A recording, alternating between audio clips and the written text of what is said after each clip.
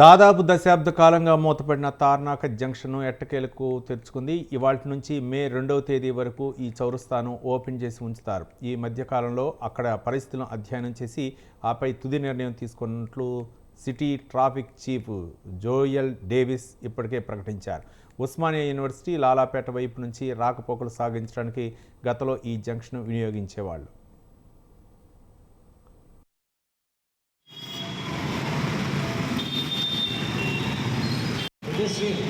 మన zebra crossing line stop line పక్కన మీరు ఆగాల్సిందిగా కోరుతున్నాం.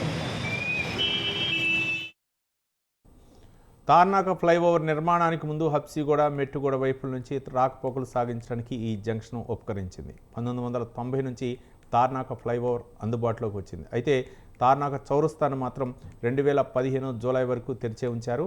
ఆపై మూసివేయడంతో పాటు లాలాపేట నుంచి ఉస్మానియా యూనివర్సిటీ వైపు వెళ్లే వాహనాలు హెచ్ఎండిఏ కార్యాలయం వరకు వెళ్లి యూటర్న్ తీసుకుని వచ్చేలా, అలాగే యూనివర్సిటీ నుంచి లాలాపేట వైపు వెళ్లే వాహనాలు రైల్వే డిగ్రీ కళాశాల వద్ద వరకు యూటర్న్ తీసుకుని వచ్చేలా మార్పు చేర్పులు చేశారు. మెట్రో రైలు ప్రాజెక్టు నిర్మాణానికి ముందు ఈ సిగ్నల్ వద్దే ఒకే పోలీస్ అధికారి విధులు నిర్వహించేవారు. అనంతరం పరిస్థితుల నేపథ్యంలో ఈ సంఖ్య 8కి పెంచాల్సి వచ్చింది. దీంతో పాటు ఇతర పరిణామాలను పరిగణలోకి తీసుకున్న ఉన్నతాధికారులు 2015లో ఈ జంక్షన్ను మూసేశారు.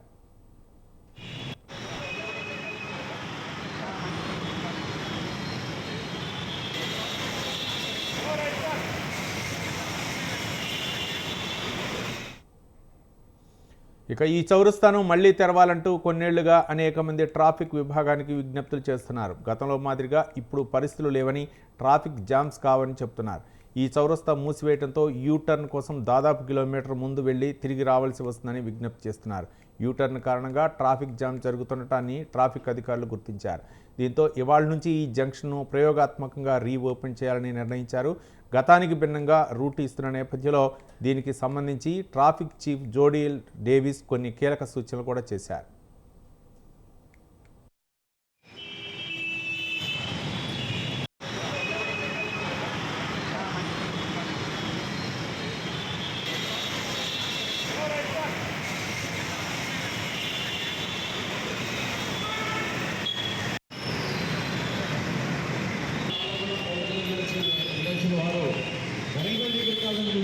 యూటర్న్ తీసుకోవాల్సిందిగా కోరుతున్నాం. సిగ్నల్ దగ్గర మాత్రం రైట్ టర్న్ లేదు. మీరు